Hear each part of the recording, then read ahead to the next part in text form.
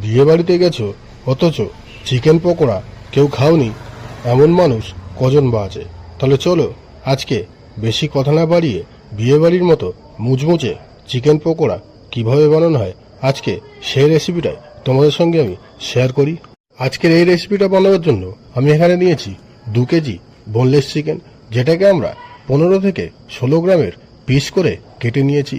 এখন এই চিকেনগুলো ম্যারিনেট করার পালা। তা ম্যারিনেট করার জন্য চিকেনের মধ্যে আমরা প্রথমেই দিয়ে দেবো 6টা মতো ডিম, আর দেব আদা রসুনের বাটা 100 গ্রাম মতো, তার সাথে দেব ধনে পুদিনা বাটা মোটামুটি 50 গ্রাম মতো, 4টে বড় সাইজের পেঁয়াজ আমরা বেটে এর মধ্যে দিয়ে দেব, তার সাথে দেব স্বাদ মতো লবণ, লঙ্কার গুঁড়ো কিছুটা পরিমাণে, ধনে আর জিরের গুঁড়ো মোটামুটি হাফ চামচ মতো, তার সাথে দেব গরম মশলার গুঁড়ো, আর দেব কাশ্মীরি লঙ্কা 3 চামচের মতো, তার সাথে দেব রেড চিল্লি সস 60 থেকে 70 গ্রাম, টমেটো সস মোটামুটি 150 থেকে 200 গ্রামের মতো, তার সঙ্গে দেব 200 গ্রাম ময়দা আর 150 গ্রাম কর্নফ্লাওয়ার।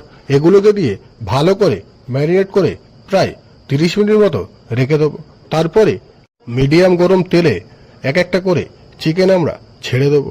ছেড়ে দেওয়ার পরে মোটামুটি 7 থেকে 8 মিনিট মিডিয়াম ফ্লেমে ভালো করে উল্টে পাল্টে ভেজে নিলেই রেডি হয়ে যাবে আমাদের আজকের রেসিপি।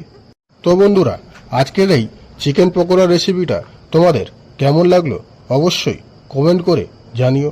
আর যদি আজকের রেসিপিটা ভালো লাগে তাহলে একটা লাইক আর চ্যানেলটিকে সাবস্ক্রাইব করে আমাদের পাশে থেকো।